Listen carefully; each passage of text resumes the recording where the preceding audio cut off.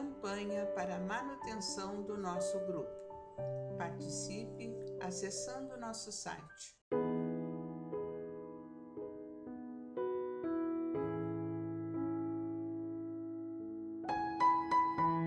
Olá, meus irmãos, olá, minhas irmãs. Sejamos bem-vindos ao canal do nosso Grupo Espírita Francisco Xavier, dando sequência às nossas reflexões diárias. Que Jesus nos abençoe, abençoe os nossos propósitos, abençoe as nossas reflexões. Livro Justiça Divina, hoje capítulo de número 56, que tem como título Invocações. Texto de Emmanuel pela psicografia de Francisco Cândido Xavier, que tem como base a reunião pública de 4 de setembro de 1961, em que eles leram a primeira parte do capítulo 10, item 9, do livro O Céu e o Inferno. Nós vamos então dar uma olhada nessa primeira parte do capítulo 10, no item 9, falando das invocações. Por meio dessas operações da magia moderna, vemos se reproduzirem entre nós as evocações e os oráculos, as consultas, as curas e os sortilégios que ilustraram os templos dos ídolos e os antros das síbilas. Onde se veem operações de magia nas evocações espíritas? Foi-se o tempo em que se podia crer na eficácia, mas hoje elas são ridículas. Ninguém crê nelas e o Espiritismo as condena.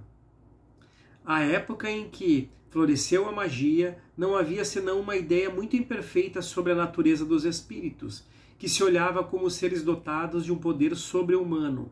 Não eram chamados senão para deles se obterem, fosse mesmo ao preço de sua alma, os favores da sorte e da fortuna, a descoberta de tesouros, a revelação do futuro ou filtros. A magia, com a ajuda de seus sinais, fórmulas e operações cabalísticas, era tida para fornecer pretensos segredos para operar prodígios, obrigar os espíritos a se colocarem às ordens dos homens e satisfazer-lhes os desejos. Hoje sabe-se que os espíritos não são senão as almas dos homens, não são chamados senão para receber os conselhos dos bons, moralizar os imperfeitos e para continuar as relações com os seres que nos são caros. Eis o que diz o Espiritismo a esse respeito. Segue o texto, belíssimo, mas nós vamos agora olhar o que nos diz Emmanuel sobre o tema invocações. Ouviste opiniões contrárias referentes às invocações da doutrina espírita. Adversários gratuitos pretenderam insinuar que nos reuníamos imitando magos e síbilas da antiguidade, a explorar sortilégios e filtros supostamente milagrosos. Outros, sem analisarmos os princípios, entenderam acreditar que tomamos os recursos psíquicos para exibições de hipnotismo vulgar, como se categorizássemos os medianeiros da nova relação por jograis e fantoches.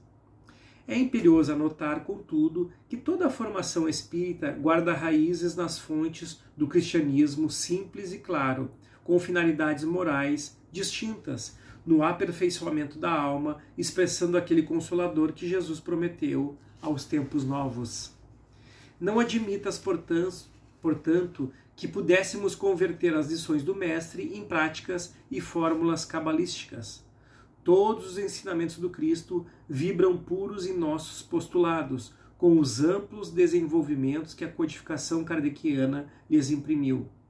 Em nossas assembleias, hipotecamos o apreço devido a todas as crenças e confissões.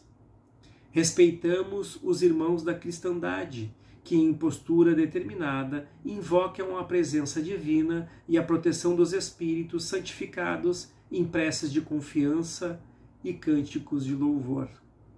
Respeitamos os irmãos do islamismo, que diversas vezes por dia invocam a bênção de Alá.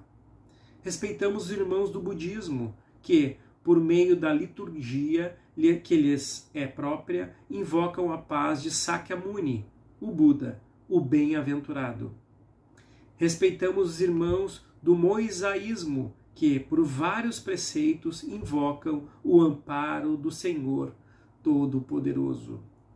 Também nós, em nos associando, invocamos a inspiração do Divino Mestre e o concurso dos instrutores domiciliados na vida maior, a fim de que possamos orar e estudar a verdade, aprendendo por que oramos e cremos, de vez que, na doutrina espírita, sem pompas de culto externo e sem rituais de qualquer procedência, somos chamados à fé, capaz de encarar a razão face a face. Quanto à atitude religiosa que abraçamos, de permeio com as indagações científicas e com as exposições filosóficas da nossa doutrina libertadora, ninguém pode olvidar que Allan Kardec, evidenciando a necessidade de aliança do raciocínio e do sentimento, não nas jornadas do espírito, iniciou a obra monolítica da codificação, perguntando pela essência de Deus. Nesse final nós lembramos, da questão 1 do Livro dos Espíritos, que é Deus. Por isso Emmanuel nos diz que Kardec, que Allan Kardec começou e iniciou a obra monolítica da codificação, perguntando pela essência de Deus aos espíritos. Como nos diz também Emmanuel, o raciocínio desenvolvido, o pensamento exercitado, vai nos dando respostas necessárias que nós não tínhamos no passado, meus irmãos. Nós não tínhamos o conteúdo necessário para pensar sobre o que é a doutrina espírita. Por que ela foi inserida na nossa sociedade do homem terreno? Porque Jesus intercedeu por nós, solicitando ao Pai o outro Consolador. Da importância que significa esse Consolador conosco. Da importância dessa doutrina ampliando a nossa visão sobre os espíritos que circundam a nossa existência, que caminham conosco, que estão conosco sempre. E que nós, futuramente, sem um corpo físico, estaremos juntos com esses nossos amados irmãos. E assim foi e é durante há milênios. Estamos aprendendo uns com os outros, encarnados e desencarnados. Não existem mais mistérios para nós. Nunca existiu. Só não tínhamos condições no passado de entender e compreender a obra divina. Não conseguíamos pensar. O nosso olhar, ainda enraizado na materialidade, obstruía a nossa visão. Hoje, com o trabalho de amor do Cristo, nós temos condições de enxergar com os nossos olhos e perceber a importância que significa a doutrina espírita, meus irmãos. Sem fantasias, e sim na compreensão de que temos necessidades de construir um mundo melhor. Por isso a doutrina espírita veio até nós. Fazer de cada um de nós homens de bem, importantíssimos na sociedade terrena e importantíssimos para a criação do nosso Pai. A doutrina espírita é o nosso farol, meus irmãos. A doutrina espírita nos conduz para a vida verdadeira. Muito obrigado por esse texto de hoje.